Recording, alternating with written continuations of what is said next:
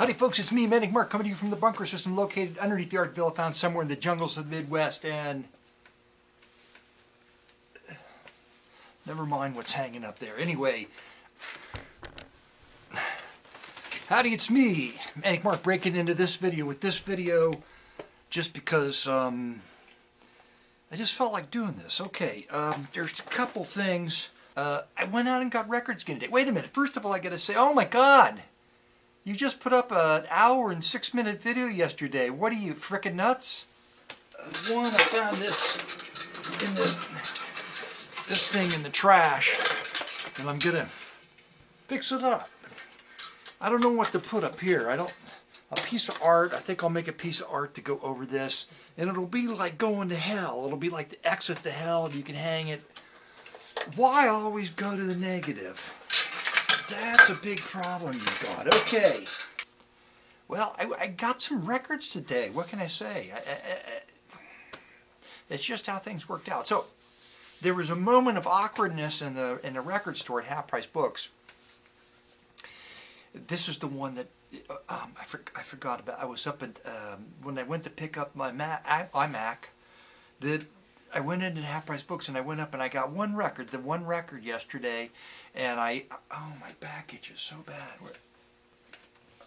I got this one spot on my back. Anyway, so I go up to the register and there's an attractive, tall young woman behind the register, and for some reason in my old man fog, I just thought it was the tall girl that works at the other Half Price Books way across the long way where I go. And I said, "Oh, you're working here today?" And she just looked at me like, and I immediately, I thought, "Oh shit!" I said, "Oh, you look kind of like this young woman that works at the Half Price Books in Florence." And she just went, she mumbled something. It was just so awkward. I just couldn't. The only story today is I went to Myers. And I'm walking through and I'm thinking, I walk through the beer aisle. You know how I don't like Myers beer aisle, and you know why. I've talked about it before. But I thought, I better look. I don't need any beer. I got some apple cider to drink, some hard cider. I don't really need any beer. I thought, well, I'll just look to see if there's anything new, and there never is. But there was today, and I bought a 6-pack of this. Fortune. Look at that fancy bottle. Upscale label. It's Miller. It's made by Miller Beer, and I think what they're trying to do. Miller Budweiser's always been one step ahead of Miller in the big commercial beer market. I think because Miller came out, or Budweiser came out with the black label, Black Crown beer, you know, to compete with the all the small breweries that sell specialty beers. Okay, and I've had it. It's okay. Miller came out with this beer called Chill, which is their lime-flavored beer, which they came out with after Bud Light Lime. Budweiser came out with Bud Light Lime. And I didn't care for that Miller Chill beer. I tried it, and it tasted salty or harsh or something. I really didn't care for it all. So, although it's been a while since I tasted the Budweiser Black Label, Black Crown beer, I'm going to try to remember, if I can remember it, I'm going to, now, look at this. Now, going on to the next thing, I got these here on eBay. There's a variety of sizes. Oh, that's good. I actually have a bottle opener right next to Manic Mark's throne here.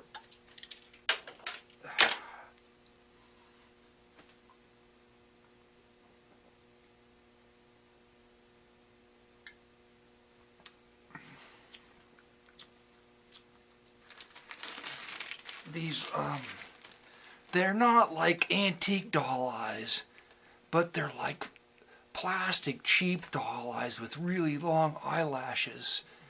And they do this, so I'm going to make, it's a lager, they said, I think they said on the box. 6.9% alcohol. That's pretty high.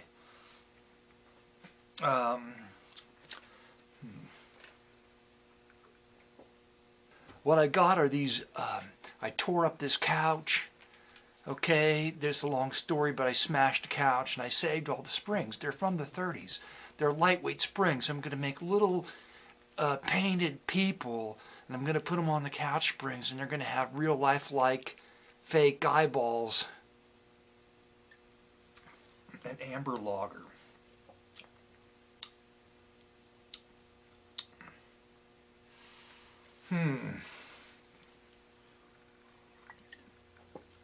Well, so when the spring goes back and forth, the eyeballs will open and shut, and stuff like that. Okay, now it's Hawaiian Swing. It's Werner Mueller and his orchestra. I got this one, but it was 50 cents. All these records are 50 cents, so I picked it up. I'll trade it away.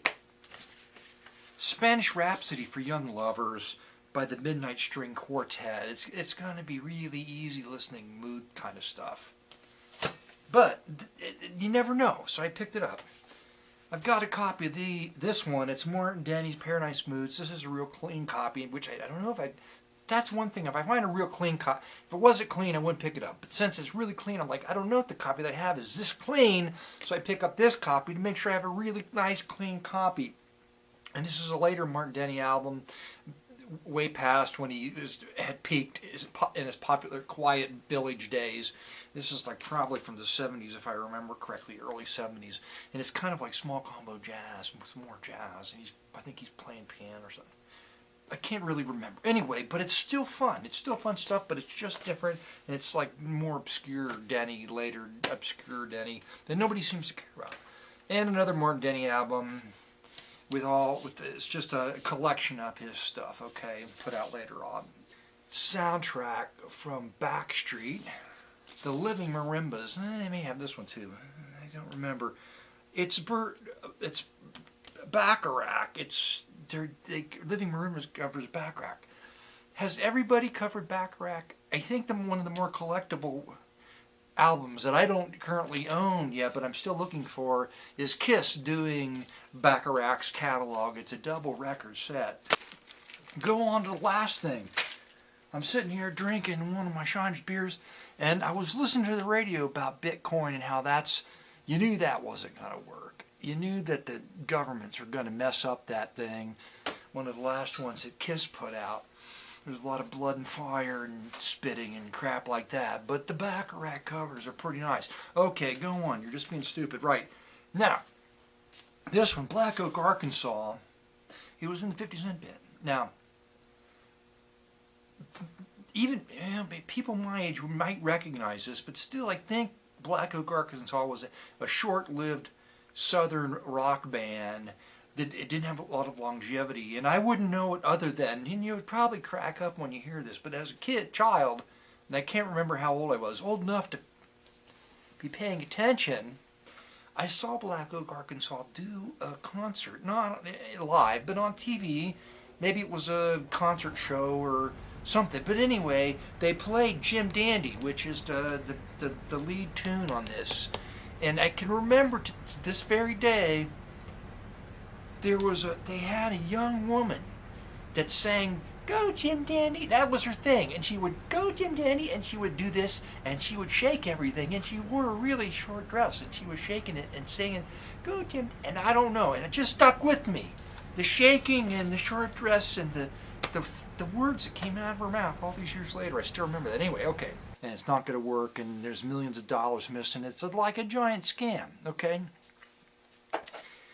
The idea sounded good, of course, which it had to get people to invest money in it, you know. But I just knew that even if it was a sound idea and the $60 million that's missing was like, it was a mistake, it just wasn't. People were not going to let that happen. Anyway, so it's the Ventures, Hawaii 5-0. This is full of great stuff like Aquarius, Let the Sun Shine In. From the Polynesian Cultural Center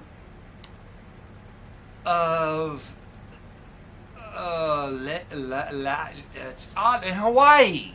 Interesting cover. It's blurry. It's done on purpose more than one time. Anyway, go on. It's Frankie Carlisle. Oh my God! But he covers Quiet Village, Yellowbird. It's Billy Moore. He's one of the top space age guitarists. Melodies from the South Sea, the Royal Tahitians, and last but not least, this is a curiosity, and I'll probably just feature something from this. Okay, let's just say this is what I'm going to do. I'm going to feature something from this. I don't normally do that because I go up and I listen to it, I say,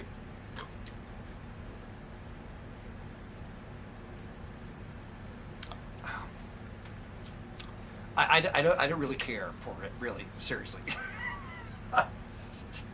My idea, I've been saving up these beer tops. I got a whole, not a whole bucket, but they're dusty. Like, there's a Bud Light Lime beer top. And it occurred to me when I looked at it that if you kind of smashed it flat, it would look sort of like a coin. So it's like a beer coin. And the thing of it is, I can need help to come up with value for different flavors of beer. Because you know how everybody is like about their beer, like, my beer's better, your beer sucks. So you have to help me. We all have to get together and come up with a price. And we could use beer caps, top lids, as money. You know, when the apocalypse comes, be like, hey, how much do you want for that AK-47? And the guy would say, oh, I don't know, maybe 24 Bud Light Lime beer tops. And you would say, or I would say, since I have plenty of those, that's a deal, hand it over.